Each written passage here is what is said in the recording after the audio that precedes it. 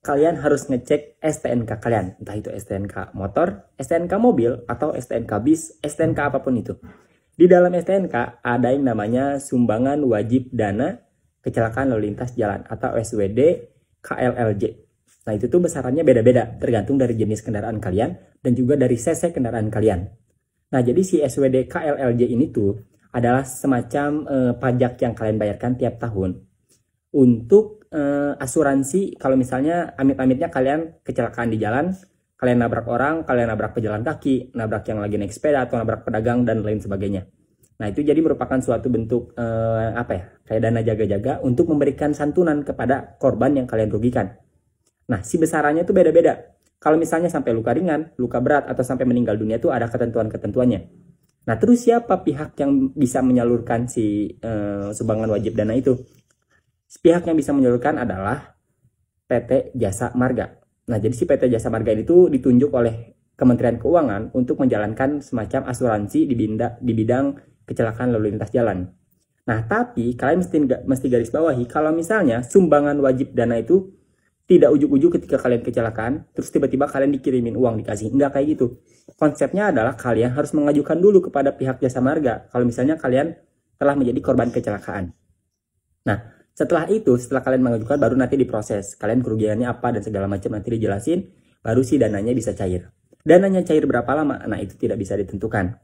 Nah, tapi kalau misalnya kalian mengajukan laporan kalau misalnya kalian telah menjadi korban kecelakaan lebih dari 6 bulan, itu tuh nggak bisa. Jadi ada masa kadaluarsanya, ada masa aktifnya gitu. Jadi kalau itu tuh harus dilakukan sebelum 6 bulan maksimal 6 bulan setelah pasca kecelakaan. Lebih dari itu kalian nggak bisa ngajuin. Nah, jadi kalau misalnya kalian jadi pelaku atau jadi orang yang menyebabkan kecelakaan, kalian coba ngasih tahu ke korbannya buat mengajukan itu. Karena apa? Di satu sisi ya itu emang haknya dia untuk mendapatkan itu. Dan di sisi lain kalian juga tetap harus bertanggung jawab. Karena kan kalau misalnya kita nabrak orang terus orangnya sampai meninggal dunia, itu kan deliknya delik biasa. Jadi si korban tidak perlu melaporkan ke polisi untuk agar kalian diproses. Jadi tanpa adanya itu, polisi tahu ada kecelakaan, ya udah kalian bakal tetap diproses hukum dan menjalani peradilan di pengadilan. Nah, itu tuh sebenarnya apa ya guys, kayak dana bantu-bantu gitulah yang dikasih dari pihak jasa marga, sebenarnya dari pemerintah sih, karena itu kan pajak yang kalian bayarin tiap tahun terus dikelolanya sama jasa marga dan jasa marga cuma menyalurkan aja. Nah ya bantu-bantu tapi lumayan lah, ada besaran-besarannya, nanti aku bakal tunjukin di sini besaran-besaran si sumbangan yang diberikannya.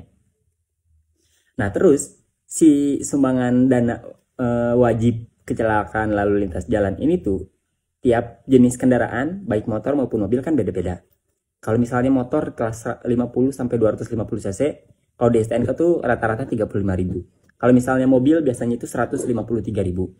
Nah, tapi walaupun si besarannya tuh nggak terlalu gede ya, 35.000, 153.000, atau mungkin motor atau mobil yang mewah, yang cc-nya gede bisa lebih mahal. Nah, tapi kalau misalnya kalian telat bayarnya, kalian telat perpanjang STNK atau apapun itu tuh ada sanksinya, ada dendanya. Kalau misalnya kalian telat dari 0 sampai 90 hari, dendanya 25%. Berarti udah nambahin tuh, udah lumayan. Kalau misalnya telatnya dari 90 sampai 180 hari, dendanya 50%. Kalau misalnya lebih dari 180 sampai 270 hari, 75%. Lebih dari 270 hari, bunganya 100%. Kalau bayangin kalau misalnya kalian telat bayar pajak STNK terus, ya makin bengkak, makin gede.